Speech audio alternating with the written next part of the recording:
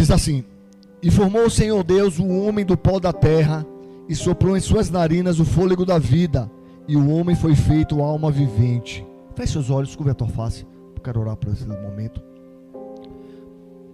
Pai, em nome de Jesus, te apresentamos as nossas vidas diante do teu altar. Que a tua palavra seja revelada nessa noite.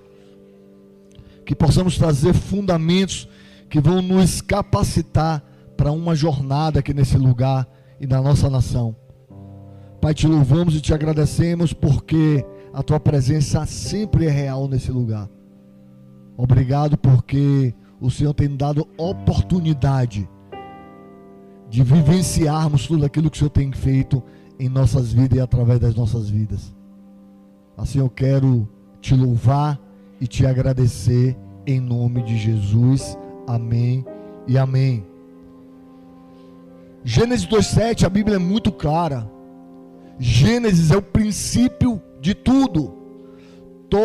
A maioria das vezes que os fariseus e os mestres da lei, eles confrontavam Jesus, ele só ia para o Gênesis. Jesus, ele nem ia na antiga aliança de Moisés, ele ia para Gênesis. Ele falou: faça como os antigos faziam, como era feito no princípio, como era feito lá, como foi que Deus começou tudo. Então a base de Jesus Cristo era Gênesis. Gênesis, se você ler Gênesis, você vai encontrar a nova aliança dentro dela, a crucificação de Cristo, você vai encontrar tudo em Gênesis. E segundo Gênesis, no capítulo 2:7, a Bíblia diz que o Senhor soprou do nariz dele o zoe, o sopro de vida. Deus sopra,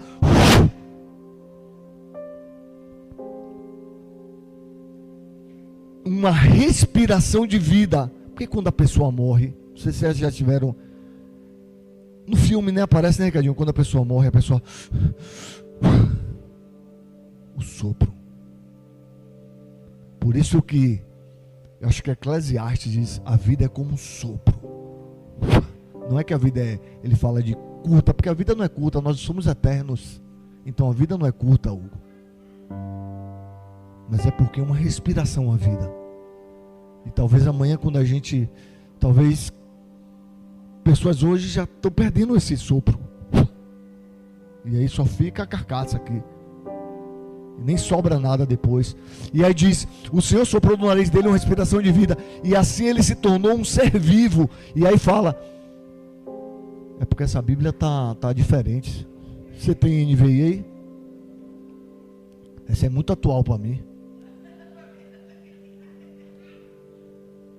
A NVI eu gosto porque ela é entre esse novo todo e porque também a Almeida eu gosto, mas é muito também complicado. Eu gosto da NVI, que a NVI ela traz esse equilíbrio. Aí diz assim, na minha: o homem foi feito uma alma vivente, né? Então o homem, ele era um pó da terra. Deus sopra da narina o sopro de vida, e a Bíblia diz que ele se torna uma alma vivente. Então por que nós somos seres triunos? Porque nós temos um corpo, uma alma e um espírito. Então em você aí, você tem o carnal, que é o corpo, que é o pó. Você tem uma alma e você tem um espírito. É isso que eu quero. Hoje eu vou tirar cada um, botar cada um no seu canto, e você vai entender muita coisa. Amém? 1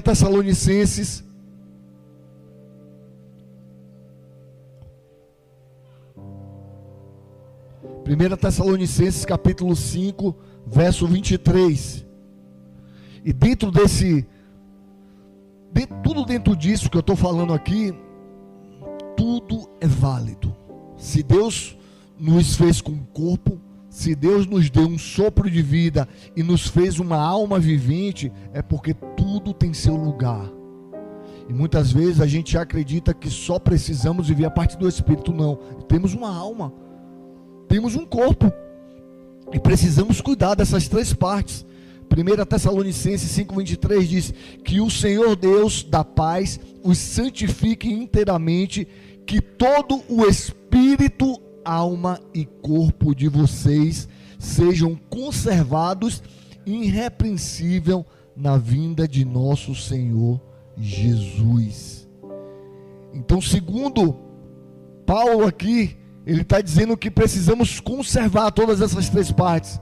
Não é só o espírito. Ele está dizendo que assim como cuidamos do nosso espírito, nós precisamos cuidar do nosso corpo e nós precisamos cuidar da nossa alma. E aí a pergunta aqui é: o que é o corpo?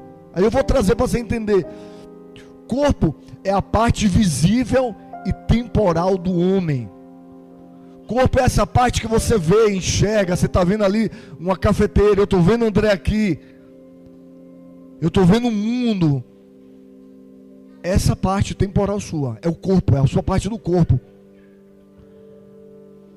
Em 2 Coríntios, no capítulo 4, no verso 7, Paulo diz assim: temos, porém, este tesouro em vasos de barro, para que a excelência do poder seja de Deus e não de nós. Paulo compara o nosso corpo como um vaso de barro, que no final depois vai quebrar, para que essa excelência de Cristo em nós, de Cristo habitando em nós, seja revelado para a glória dele, do poder de Deus. Por quê? Porque nós como corpo, nós não podemos fazer nada. O nosso corpo, a nossa carne, de nada, no final de nada vai valer dela. Então Paulo, ele traz esse fundamento, que nós temos um vaso. Então o que é corpo? Para voltar, é a nossa parte visível, temporal. Amém? Estão comigo? Estou fundamentando, viu, gente? E o que é alma? A alma é identificada no Velho Testamento como Nepesh e no Novo Testamento como psique. Esses termos indicam a vida racional do homem e física. O que é alma? É tudo aquilo que desperta as suas emoções. Sabe quando você ouve uma música e toca algo? Você fala: cara, estou lembrando daquele tempo, cara. Quando você está em algum lugar e acontece algo e faz te levar a um lugar, isso é alma. É a parte sua racional. É a sua parte física também. Provérbios 14:10. Cada coração conhece sua própria amargura, e não há quem possa partilhar a sua alegria. Coração aqui muitas vezes na Bíblia é chamado de alma. Então, segundo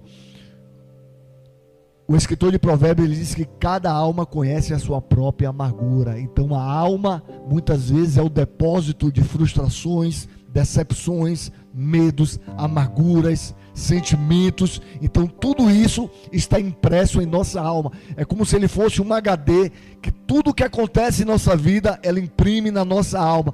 Por isso que passamos muitos momentos em nossas vidas aqui de sofrimento, de lembrar de algo, de feridas, que é impresso na nossa alma. E a alma, ela é dividida em três áreas. Como é dividido a alma? A sua mente, pegue isso, e os seus pensamentos, as tuas emoções e os teus sentimentos, e os seus desejos e as suas vontades. Eu quero repetir: a sua mente e os seus pensamentos, as tuas emoções e os teus sentimentos, e os teus desejos e as suas vontades. Mente, emoção e desejo. Por que corta o cordão umbilical do bebê? Porque é aqui onde está todo o desejo. Então tudo que está em minha mente vai ser transformado em emoção e vai determinar o meu desejo. Tudo que eu penso me traz sentimento e gera as minhas vontades. Por isso que Tiago, ele fala: de onde vêm as suas guerras? Não são das suas próprias vontades? Vocês pedem e pedem mal. Então tudo que eu vejo, Peterson, isso gera uma racionalidade, uma emoção. E essa emoção gera um pensamento. Esse pensamento, se eu deixo descer, ele gera uma emoção. E se eu sou levado por essa emoção, gera o meu desejo. E aí é que é gerado o pecado, segundo Tiago. Por isso que eu preciso trabalhar aqui, ó. Por isso que Romanos 12:2 diz: o culto é racional. Não existe, biblicamente falando, sobre situações que o cara teve um desejo de não pecar. Não existe desejo de não pecar. Existe a minha racionalidade de me dizer: cara, vai me levar para um lugar ruim.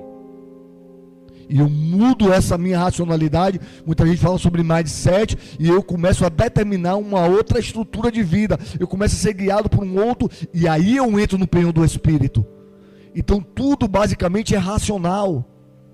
Claro que a gente tem uma voz da consciência, que é a voz de Deus em nossas vidas, que vai nos levar então a minha mente, porque muita gente, acontece de muita gente entrar nessa vida pecaminosa de várias situações, porque não controla as suas emoções. Mas por que não controla? Porque isso já vem um pensamento, isso já desceu para as emoções, e aí o cara já está todo descontrolado, e o cara começa a agir. Sabe aquela hora que você está tão atribulado, que você vai fazendo, e parece que o negócio só vai aumentando, irmão?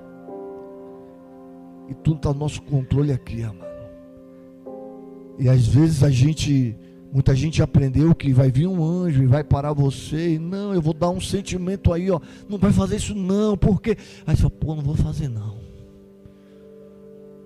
É uma guerra militante, cara, sabe, que a gente milita por que os fundamentos que eu tenho falado aqui? Porque quando traz os fundamentos, quando a gente entende a palavra, que a gente está sobre uma situação, a gente fala, cara, não dá, velho. A palavra diz o contrário. Os ensinamentos de Jesus não deixam que eu faça isso. E aí eu mudo mesmo tendo vontade de fazer aquilo. Por isso que Paulo falou de metanoia. Romanos 12:2, não se amolde a um padrão desse mundo, mas transforme-se pela renovação da sua mente, alma, para que sejam capazes de experimentar e comprovar a boa, agradável e perfeita vontade de Deus. Renovação da mente, para que a gente só experimenta a boa e agradável, perfeita vontade, se nós renovarmos a nossa mente. O que é renovo de mente? Eu não vou fazer aquilo porque aquilo está errado. Não é porque eu tive um sentimento de não fazer, não. Eu não vou fazer porque aquilo vai contra os princípios de Deus. Eu vi um vídeo de Thales Roberto Hugo, sensacional. Eu me arrepiei, ele com os 2 filhos dele sentado. Ele falou, eu estou dando 2 ensinamentos a meus filhos, que eles vão carregar para a vida toda. Seja fiel a Deus e fiel à sua família. Se vocês fizerem isso, vai dar tudo certo. E às vezes a gente quer, sabe, não, porque tem que fazer isso, porque tem que participar disso, porque tem que fazer, e vem aí, faça, e é tanta coisa, e os princípios estão sendo esquecidos. Então a gente aprendeu o que é alma, mente, emoções e desejos, pensamentos, sentimentos e vontades. E o que é espírito? No hebraico é ruach, e no grego é pneuma. O espírito do homem não é um simples sopro ou fôlego.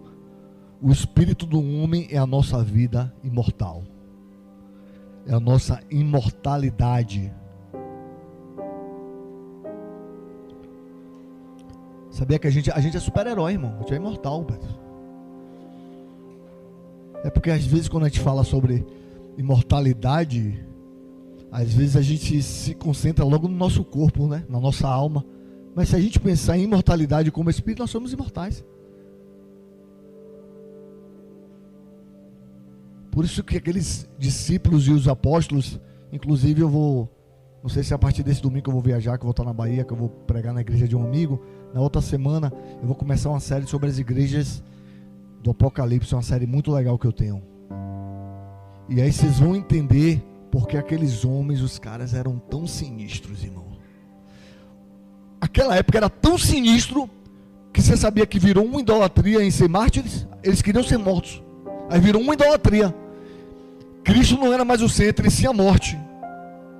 Para você ter uma ideia, os caras queriam morrer por amor de Cristo. Então o espírito é pneuma. Eclesiastes 12:7.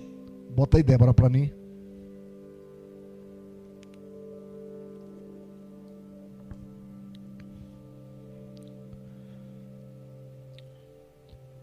O pó volte à terra, o corpo.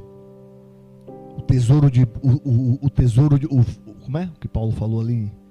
O vaso de barro. De onde veio? Deixa eu te falar um negócio. Viu, Cleiton? Por que a serpente se alimenta do barro? Sabe por que a serpente se alimenta do barro? Pecado. Carne. Por isso que ela rasteja. Por isso que a maldição da serpente foi rastejar. Ela se alimenta do barro, porque é o pó. Ela se alimenta da nossa carne. E sempre vai se alimentar, cara. Carne não serve. A carne no mundo, no meio mortal, irmão, só para pecar, irmão.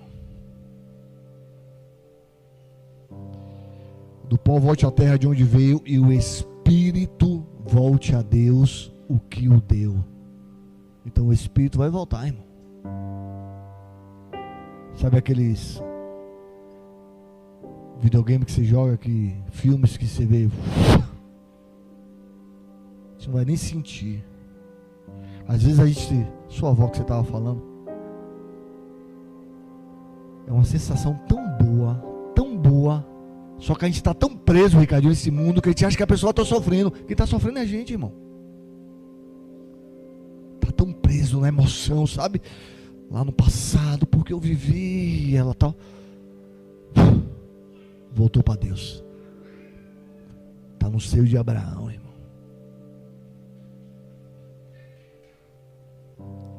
O Espírito é o princípio ativo de nossa vida espiritual e imortal. É o canal de comunicação entre Deus e o homem. Nós só nos conectamos com Deus através do nosso Espírito. Não é o Espírito Santo.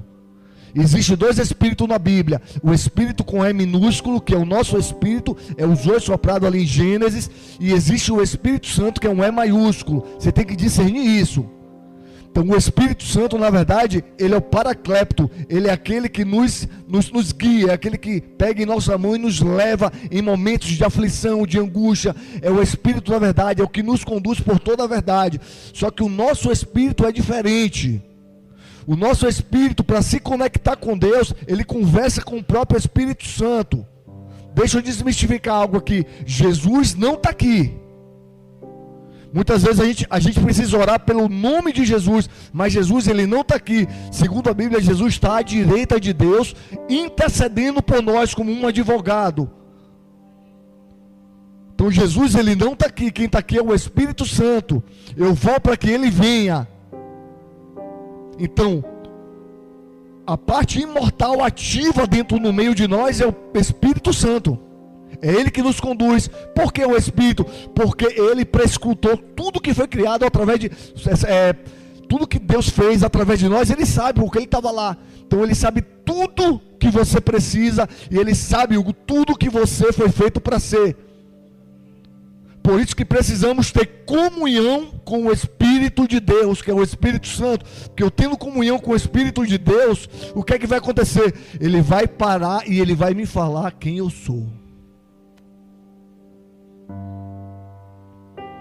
Sabe como é que você tem comunhão? E eles conversam entre eles, sabia? O seu Espírito conversa com o Espírito. Esquece essa carnalidade aí, ó. Espírito Santo, o seu Espírito fala assim, ó. Cheguei, Espírito Santo. Esquece a carnalidade de Tiago aí, irmão. Vamos conversar aqui, ó. E ele começa. Por isso que isso eu vou falar lá na frente, porque tem que fundamentar muito. Que foi isso foi ensinado de forma errada muitas vezes, não em todos os lugares. Por isso que a oração em línguas é um papel fundamental para a conexão do nosso espírito com o Espírito Santo. A oração em línguas feita de forma certa, não como misticismo. A oração em línguas ela proporciona uma conversação do teu espírito com o Espírito Santo, porque a tua mente ela fica ilegível, a sua mente ela apaga, e é como se você saísse da racionalidade e entrasse na sua espiritualidade.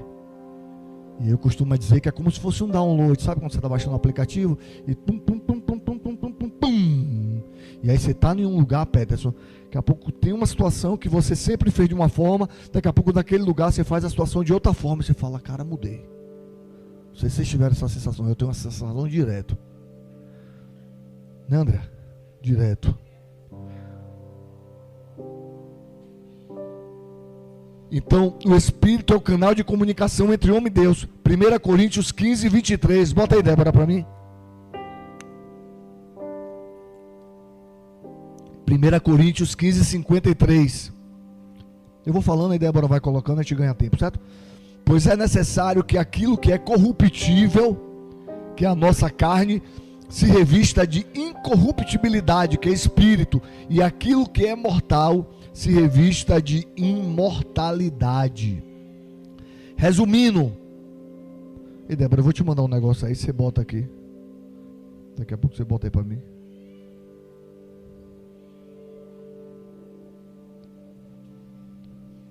Não precisa botar agora não, daqui a pouco você bota. Na hora eu falo para você botar.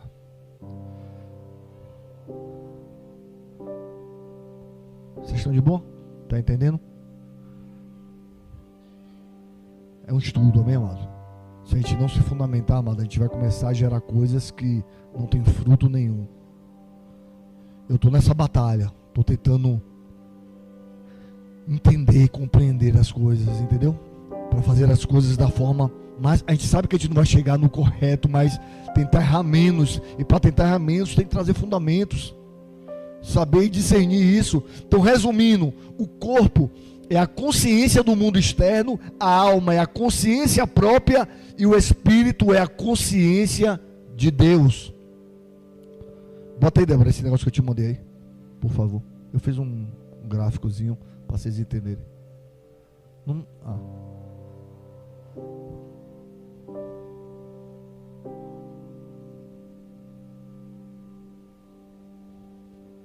Chegou aí pra você?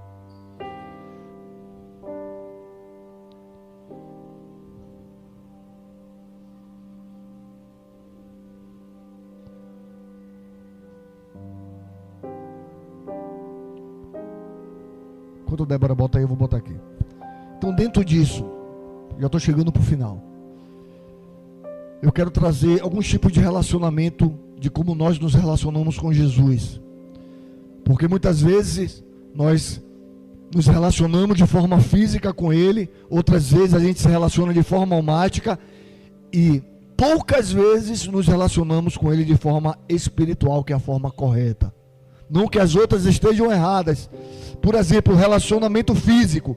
Eu estou com Ele porque eu vejo, porque eu estou recebendo coisas, as minhas necessidades estão sendo supridas. Eu cheguei em uma comunidade com a minha vida destruída financeiramente, emocionalmente, e agora eu estou sendo abençoado. E foi assim muitas vezes no início do ministério de Jesus com os próprios discípulos, muitas vezes. João 6,2, e a grande multidão continuava a segui-lo porque vira os sinais miraculosos. Eles só seguiam a Jesus porque eles tinham que ver algo. Diferente dos dias de hoje? Nada diferente, cara. Que ele tinha realizado nos doentes. Aí Jesus, em João 6,51, diz assim: eu sou o pão vivo que desceu do céu. Se alguém comer deste pão, viverá para sempre. Este pão é a minha carne, que eu darei pela vida do mundo. Então os judeus começaram a discutir exaltadamente entre si: como pode esse homem nos oferecer a sua carne para comermos? Jesus lhe disse: eu lhe digo a verdade, se vocês não comerem a carne do Filho do Homem e não beberem do seu sangue, não terão vida em si mesmo. Jesus estava chamando aqueles homens para um relacionamento espiritual e não só um relacionamento físico. E é assim em nossas vidas. Jesus está nos chamando para um relacionamento espiritual. Muitas vezes a gente se relaciona com Ele porque a gente vê, porque a gente precisa de algo, porque a gente precisa fazer algo. Se a gente não vê, não vale. A gente tem essa mentalidade muitas vezes. Mas o que o Espírito Santo está nos chamando para esse tempo, Ana, é para um relacionamento espiritual, um relacionamento imortal, de algo que não vemos, mas vamos viver, mas vamos sentir. Jesus está chamando a gente para um nível mais profundo. Não um relacionamento de lâmpada mágica que vamos, pegar uma lâmpada e falar: eu quero isso, e aquilo aparece, para mim tá bom e legal. João 6,66, Jesus exorta aquele povo chamando para um relacionamento espiritual. Olha o que acontece daquela hora em diante. Muitos dos seus discípulos, não estou dizendo qualquer um, muitos dos seus discípulos deixaram de segui-los, cara. Muitos. Quando Jesus falou assim, eu vou parafrasear: vocês só querem aquilo que vocês veem, cara. Vocês só querem fazer acontecer. Mas eu estou te chamando para um relacionamento, cara. E aí sabe o que os caras fizeram? Não quero mais não. E esse é o relacionamento. Esse é o relacionamento que eu falei, o primeiro físico, né? Que muitas vezes a gente vive. E o relacionamento de alma é um relacionamento muito mais do que uma atração. É um relacionamento que cria uma conexão de alma. 1 Samuel 18:1. Quer botar aí, Débora? Ah, não, mas não, deixa ele, Débora. Aqui eu vou lendo aqui. Sucedeu que, acabando Davi de falar com Saul, a alma de Jonatas se ligou com uma de Davi, e Jonatas o amou como o amor de sua própria alma. É um relacionamento que ultrapassa o amor carnal. Eu te amo não porque você pode me dar algo, mas porque criamos uma conexão. Isso é o que acontece muitas vezes com a gente. O nosso amor, o maior nível que ele chega é um amor de alma. Como pessoas, como comunidade, porque é aquele amor que você olha e você fala assim, cara, eu me conectei, cara, com esse cara. Eu me bati. Não porque ele pode me dar algo. Porque se você se relaciona com a pessoa porque ele pode te dar algo, é um relacionamento físico, entendeu, Hugo? Eu quero ver Hugo porque Hugo sempre tem uma palavra para mim. Eu vou ver Hugo porque Hugo sempre me abençoa com algo. Então meu relacionamento com Hugo é físico. Um relacionamento de alma, ela transcende o físico. Cara, independente se Ricardinho cuida de meu carro ou não, mas eu me bati com o cara, irmão. Eu quero estar com ele. Seu Chico, perfeito. 2 Samuel, que foi o que aconteceu com Davi e Jonatas. Davi, ele olhou para Jonas e ele se conectou com Jonatas. Já viu aquelas pessoas? Eu tenho muito isso. Ontem eu estava num grupo de WhatsApp de uns amigos meus lá de Salvador. São poucos esses. São os que a gente mais cria uma conexão. A gente fica muito tempo sem se falar, mesmo no grupo. Daqui a 2 meses a gente se fala. E ontem a gente manteve um relacionamento e parece que a gente se falou ontem. Conexão, amor de alma. 2 Samuel capítulo 1, verso 26. Angustiada estou por ti, meu irmão Jonatas. Tu eras amabilíssimo para comigo. Excepcional era o teu amor, ultrapassando o amor de mulheres. O amor de alma é muito maior que o amor carnal. É um amor que conecta, sabe? Conectei, cara. Por isso que eu tenho falado aí, Ive, fique em paz, que precisamos que esse lugar estejam pessoas conectadas, não é com a gente, é que cada uma seja uma rede. Porque se não for conectado, cara, a gente vai viver um relacionamento físico. As pessoas vão vir aqui para querer ser abençoadas, um milagre. E o relacionamento espiritual, para a gente entrar no final, 1 Coríntios 2,11, pois quem dentre os homens conhece as coisas do homem, a não ser o espírito do homem que nele está. Lembra que eu falei que tem um espírito dentro de você? Não é o Espírito Santo? Então quem te conhece não é você. Que a gente fala, minha mãe me conhece. Não, quem te conhece é o Espírito que está em você, que foi soprado ali em Gênesis, no capítulo ali que eu li. Então ele dentro de você, ele te conhece, porque da mesma forma ninguém conhece as coisas de Deus. Ninguém, Ana, conhece as coisas de Deus. Nenhum teólogo, nenhum cara que mais estudou a Bíblia, nem Ben Henrique, foi um dos maiores evangelistas dessa humanidade. Ninguém, segundo Paulo, conhece a Deus, a não ser o Espírito de Deus. Então existe 2 espíritos aqui. O seu Espírito, que te conhece, e existe o Espírito de Deus, que só Ele conhece a Deus. Por isso que precisa ter relacionamento. Quando eu me relaciono com o Espírito Santo, e Ele é uma pessoa, Ele é uma pessoa. Ele chora quando você chora. Ele se entristece quando você se entristece. Ele se alegra quando você se alegra. E essa é a nossa busca. Conhecer as coisas de Deus. Só que nessas buscas nós estamos muitas vezes nos perdendo.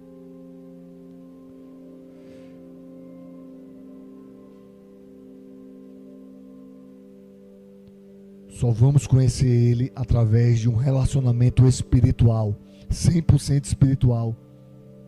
Porque nesse nível de relacionamento eu já não estou mais preocupado com o que Ele pode me dar, com o milagre que Ele vai fazer, com a transformação que Ele vai fazer na minha vida. Eu não estou mais preocupado nesse nível de relacionamento. Nesse nível aqui eu já não estou mais atrás naquilo que Ele pode me dar. E aqui a pergunta, nesse nível a minha pergunta muda, é: o que eu posso te dar, Jesus? Que foi a pergunta do salmista lá no Salmo 116, no verso 12. O que darei ao Senhor por todos os benefícios que Ele tem me dado? Eu amo essa frase. O salmista já não estava mais no relacionamento físico. Eu quero. Claro que a gente precisa pedir, viu, gente? É o que eu falei, estou fundamentando, hein? Estou dizendo que você não vai pedir. A Bíblia manda a gente pedir: bate na porta, pedir, descer-vos-á, bater, e a porta se abre. Existe, mas o princípio ativo tem que ser o nosso espírito em conversa com o Espírito Santo. É a essência, é fundamento. E esse relacionamento só acontece pelo Espírito Santo.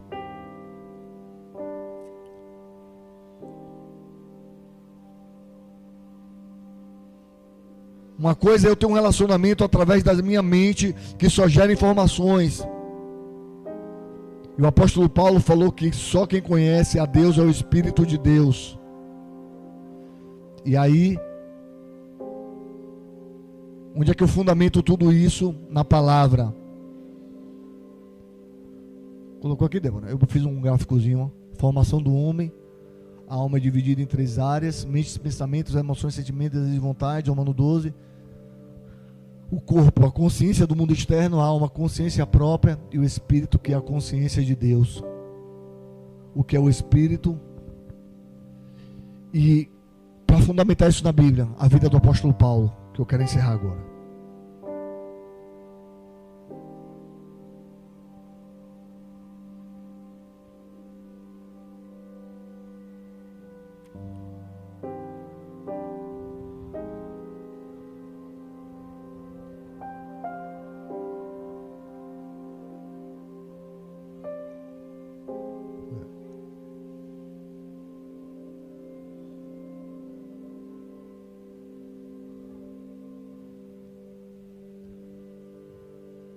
Diz assim: por que a vida de Paulo fundamenta isso tudo que eu falei aqui? Porque Paulo não andou com Jesus Cristo, Paulo não andou com os apóstolos, e Paulo tinha um nível de intimidade muito maior do que aqueles homens. Como? Que andaram. Como é que um cara que andou tinha mais informações de pessoas que andaram? É meio surreal, velho. Porque ele conheceu Jesus por revelação e não por relacionamento físico. A maior parte da vida dos discípulos foi relacionamento físico. Eles tiveram um relacionamento espiritual depois da ressurreição. E olhe lá que muitos ainda estavam meio cambaleando. O conhecimento deles com Jesus era físico, naquilo que Jesus tinha feito. João foi um dos que mais teve intimidade, porque João ele teve aquela sensibilidade de entender as emoções de Jesus, ao ponto de, no momento de mesa que nós vamos ter, ele deitar no momento mais crítico do ministério de Jesus, que Judas estava sendo apontado como traidor, ele deita no momento de incertezas, ele bota a cabeça no peito de Judas, de Jesus, e ele começa a tentar entender as coisas ali. Então João foi um dos que mais chegou nesse nível de relacionamento naquele momento, porque eles só queriam o que eles viam. Não, Jesus, vamos multiplicar. Não, mas só tem poucos peixes. Como é que a gente alimenta uma multidão? Poxa, está quebrando vaso, dinheiro como o quê, cara? Esse dinheiro podia dar aos pobres. Relacionamento físico. Ah, eu vou lhe pregar. Não, que a gente não vai deixar, que você vai morrer. Afasta de mim, Satanás, que você não tem parte comigo. Então o relacionamento, a maior parte da vida do discípulo foi um relacionamento físico. Mas Paulo conheceu Jesus por revelação. Gálatas 1:11. Irmãos, quero que saiba que o evangelho por mim anunciado não era de origem humana. Paulo falando, eu não conhecia através de pastores, eu não conhecia através de conferências, eu não precisei de tanta coisa, ele se revelou para mim. Não recebi de pessoa alguma, nem me foi ele ensinado. Pelo contrário, eu recebi de Jesus Cristo por revelação. É isso que a gente está tentando falar aqui, sabe, Hugo, nas mesas, sabe? Está entendendo, Hugo? E muitas vezes a nossa mente vai para a liturgia, para a regra. Está entendendo, Hugo? Só que a gente precisa se manter, cara, no nosso propósito, sabe? Sabe por quê? A multidão desvia, irmão. Nem todos entendem a liberdade do Espírito. Sabe por quê? Nossa mente é presa ao fazer e ao ser reconhecido.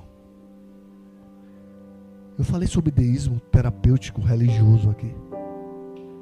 Não estou dizendo que não vale, mas que precisamos colocar no lugar certo cada coisa, em cada prateleira. Sabe o que a gente está precisando, Cleiton? Parar, irmão. Parar, sabe? E ouvir a direção de Deus, cara.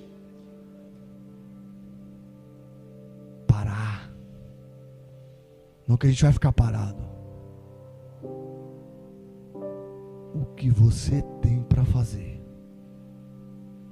Qual o teu propósito em minha vida? O que eu preciso fazer? Paulo foi muito claro no livro de Gálatas. Interessante que depois que ele conhece a Jesus, ele vai ele foge, né? Ele passa muitos anos, mais de 10 anos no anonimato. Talvez você não conheça a história. Paulo, ele tem uma revelação, a frase cair do cavalo é por causa de Paulo. Quando fala, não sei quem caiu do cavalo, é porque Paulo caiu do cavalo ali. Jesus aparece para ele e fala, Paulo, por que me persegue? Saulo, por que me persegues? Que ele estava perseguindo a igreja. E aí naquele momento, ele cega, fica com o olho cego, vai para um lugar, Jesus manda um discípulo dele, aquele discípulo cura Paulo, e aí Paulo começa o ministério. Só que até aí, Paulo não tinha tido contato com nenhum dos apóstolos, nenhum. E aí ele foge, e ele passa mais de 10 anos no anonimato. E o que você acha que aconteceu nesses 10 anos mais de Paulo no anonimato? O que foi que Paulo estava fazendo? Será que Paulo estava fazendo, acontecendo, curando e fazendo? Não, Paulo estava ouvindo, irmão, se relacionando com o Espírito Santo. E aí? Eles te conheceram pelaquilo que você fez, mas eu quero te conhecer pelaquilo que eu sou. Qual o meu propósito? Ao ponto de quando Paulo volta, irmão, a parada eu sou apaixonado por essa história, porque quebra protocolo, e quebrou os protocolos daquela época, porque depois ainda de ressurreto, depois ainda de ele ter ido, o Espírito Santo voltar, os caras ainda estavam religiosos, os caras não queriam aceitar Paulo, velho. A igreja já tinha acontecido, tudo fluindo, e aí Paulo chega naquele cenário, os caras, quem Paulo, meu irmão? Não, ele perseguia a igreja. Não, ele se converteu. Gálatas 2:1. Gálatas 1:16. Revelar o seu filho em mim, para que eu anuncie entre os gentios. Não consultei pessoa alguma. Ele não perguntou a ninguém o que ia fazer. E aí, Espírito Santo, o que é para eu fazer? Você vai para os gentios. Imagine naquela época que a parada estava tão religiosa que o evangelho só era pregado para os judeus. Eles acreditavam, ao ponto de, vocês se lembram que Pedro sobe para orar? Pedro, estou falando de qualquer um. E aí vem uma rede, os animais impuros, que simbolizava a gente, os ímpios, os gentios. E Deus fala, como, irmão? Coma, Pedro. Eu não vou comer. Ele era religioso, irmão. Coma. Não vou comer. Não consultei pessoa alguma, tampouco subi a Jerusalém para ver os que já eram apóstolos antes de mim, e de imediato parti para a Arábia e tornei a voltar para Damasco. Então assim, ele falou, não consultei nenhum. Eu nem tive com os caras, irmão, que andou com ele. Eu me arrepio todo lendo isso, velho.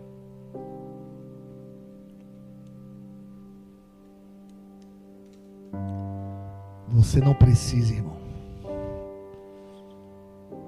de conferência, você não precisa de pastor. Não estou dizendo nesse grau, para saber o que Deus tem para a sua vida, não. Se você tiver um relacionamento espiritual com Ele, cara, Ele vai te prescrutar tudo que você foi chamado a fazer. Paulo é a maior prova disso que eu estou falando para vocês. Gálatas 2:1. 14 anos depois, subi novamente a Jerusalém, dessa vez com Barnabé, levando Tito comigo. Por que ele leva Barnabé e Tito? Porque Barnabé era um judeu e Tito era um romano, se eu não me engano. Era um estrangeiro que tinha sido convertido. Então ele leva Barnabé, que é um judeu que se converte com ele.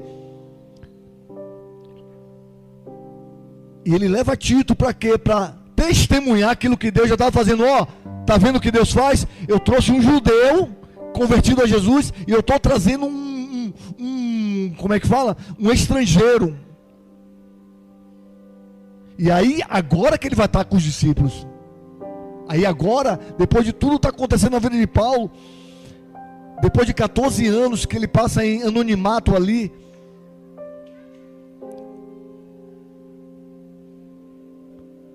a chegar ao ponto, depois quem puder ver aí na Bíblia, o Tito era o que aí? Se puder me ajudar.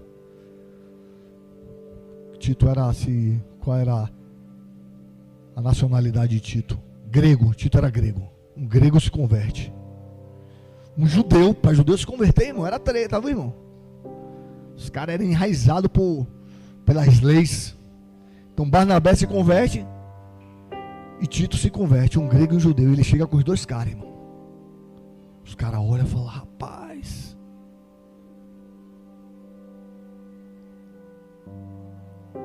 será que não foi isso que levou Paulo a falar assim? Eu subi ao terceiro céu e vi coisas inefáveis, coisas que eu não posso falar. Por isso que Paulo fala essa frase. Eu fui ao terceiro céu, irmão. E tem coisas, Paulo falou assim, tem coisas que eu não vou nem falar, que é incompreensível. Sabe, Ricardinho, eu entendo essa palavra, não que ele viu coisas, claro que o céu é loucura total, né? Mas eu acredito numa simbologia da nossa linguagem, parafraseando para os nossos dias, eu acredito que, sabe quando você fala a alguma pessoa que a pessoa não te entende? É isso. Sabe quando você fala? Não. Por isso que tem coisas que não dá para a gente falar mais. Tem coisas que eu nem falo, irmão, que ninguém vai me entender. Na verdade, eu acho que a maior parte do que eu estou vivendo hoje, 80%, vou botar, eu não estou falando, porque não vai me entender não, irmão, o que eu estou vendo. O que eu estou vendo é loucura para os olhos. E só eu que vou viver, talvez. Por isso que eu estou vivendo tão em liberdade. Não tem como você querer tirar um prisioneiro de uma cela que ele não quer sair, irmão. Não tem como. Tem pessoas que estão tão presas à religião que elas não querem sair, porque a religião traz conforto. A religião tem milagres. A religião tem provisão. A religião também tem relacionamento. Mas você fica preso no espírito, sabe, cara? E não vive aquilo que Paulo falou. Eu vi coisas, amado, que não dá nem para prescrever. Tem coisas que a gente não vai conseguir, Hugo, trazer as pessoas. Não vai, porque não entende.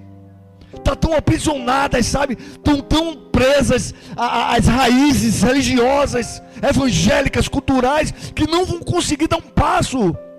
E talvez essas pessoas não vão estar com a gente. E não tem nada de ruim. Esses dias eu estava vendo uma situação que aconteceu essa semana. E minha alma, a gente fala meu espírito, né? Minha alma coçou e Deus fez assim, fica quieto. Vai viver o que eu tenho para você, cara. Tenho muita coisa para você viver. E ninguém vai entender essa liberdade que você está. Deus falou comigo, cara.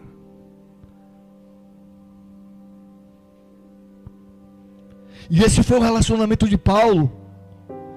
O relacionamento através da comunhão do Espírito Santo. 2 Pedro 3,15. Eu estou falando de Pedro, um cara que andou lado a lado com Jesus Cristo. Não é qualquer um cara que recebeu a chave da igreja. O maior líder da igreja, Pedro. Olha o que Pedro fala de Paulo: tenham em mente que a paciência de nosso Senhor significa a salvação, como também o nosso amado irmão Paulo lhe escreveu com a sabedoria que Deus te deu, velho. Pedro falando de Paulo, Pedro. Um cara que nem andou com Jesus, irmão. Um cara que nem foi para a conferência dele, cara. Que nem foi na igreja dele. Ele falou que Paulo escreve com sabedoria. Só que Paulo cumpriu o princípio. Quando ele chega, ele falou: não, tenho que ver os caras, cara. Preciso que ele me abençoe. Aí eu crio uma cena, né? Eu fico imaginando a cena, o Paulo chegando, viu? Hugo chegando no ambiente religioso. Todo mundo olhando. Aí Paulo chega: não, você não, se converteu, rapaz. E aí Paulo traz Tito e Barnabé. Os caras: meu Deus, está acontecendo alguma coisa, cara. Aí Paulo: me abençoe, cara, para minha chamada.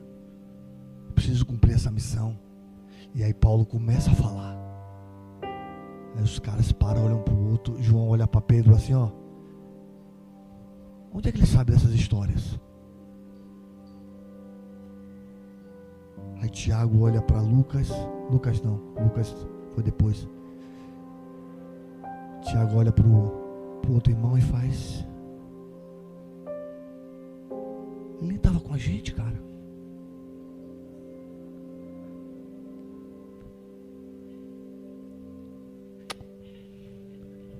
Ele nem estava com a gente. Como é que ele sabe isso? Daqui a pouco eu vou orar por você, viu? O Espírito está tão forte aqui que a Aurora veio. Quando o discípulo estava expulsando as crianças, a criança tem a sensibilidade, irmão. Quando você viaja com seu filho, que ele fica ali atrás, é o Espírito Santo, irmão, te guiando. Estou com você, Hugo.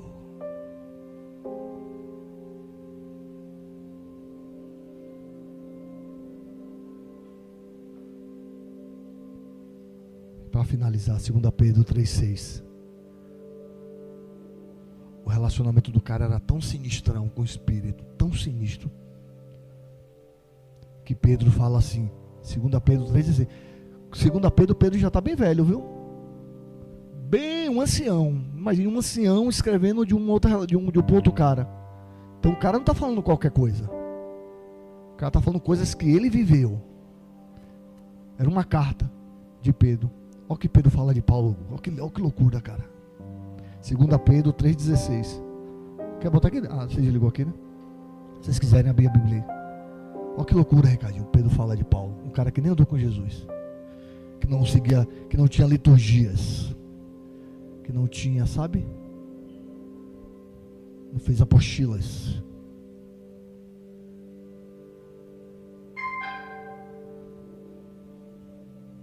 Bota aí, para a gente encerrar.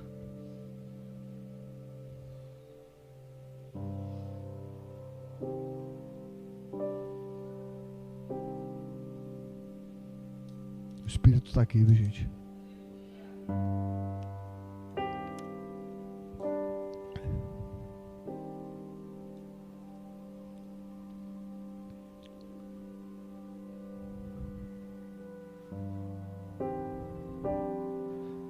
Segunda Pedro 3,16. Olha o que Pedro está falando de Paulo. Ele trata dessas questões em todas as suas cartas. Eles estão tendo uma discussão lá. Alguns de seus comentários são tão difíceis de entender e os ignorantes e instáveis distorceram suas cartas, como fazem em outras partes das Escrituras. Como resultado, eles próprios serão destruídos. Eu vou ler na minha versão. Ele escreve da mesma forma em todas as suas cartas, falando nela destes assuntos. Suas cartas contêm algumas coisas tão difíceis de entender. Nem Pedro entendia o que Paulo escrevia. Porque talvez Pedro teve um relacionamento daquilo que Paulo falava, um relacionamento físico almático com Jesus, mas Paulo teve a revelação do Espírito Santo na vida dele, ao ponto de ele entender coisas que os caras que andaram não entenderam.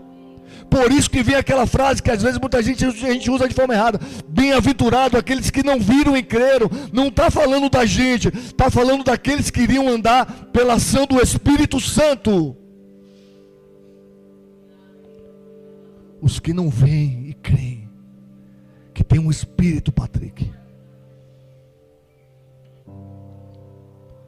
Bem-aventurado aqueles que não viram e creram. Ele está apontando para os nossos dias. Bem-aventurado aqueles que não vão ver nada, que não vão ter, sabe, que não vão ter esse relacionamento físico, mas vão entender que existe um Espírito Santo que vão conduzir ele por toda a verdade. Era essa palavra que Jesus estava apontando para os nossos dias. Paulo foi esse cara.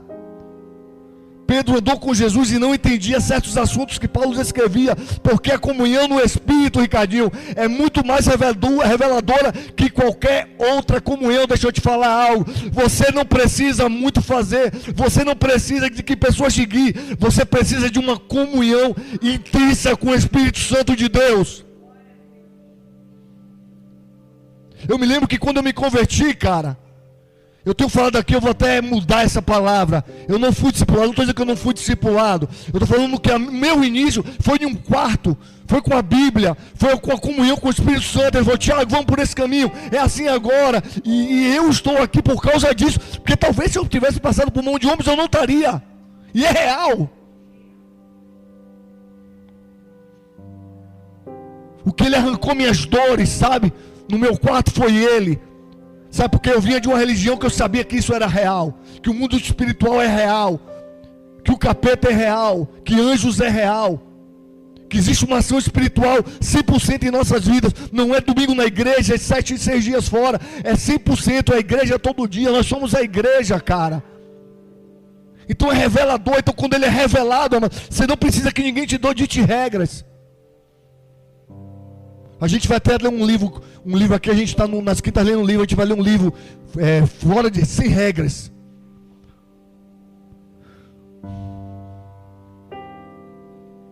A comunhão com o Espírito Santo revela o Jesus que precisamos conhecer. A comunhão com o Espírito Santo revela um Jesus completo, e não um Jesus eclesiástico, e não um Jesus evangélico, e não Jesus que só está em conferências. Não que isso não sirva, isso serve, mas no seu lugar. Precisamos ter um relacionamento. Por isso que esse lugar aqui precisa preparar pessoas, Hugo, para que elas conheçam a fonte, o verdadeiro Deus, e elas andem com suas próprias pernas. Senão vamos ser muletas de pessoas, igreja. Vamos, que o caminho é esse. Você não sabe.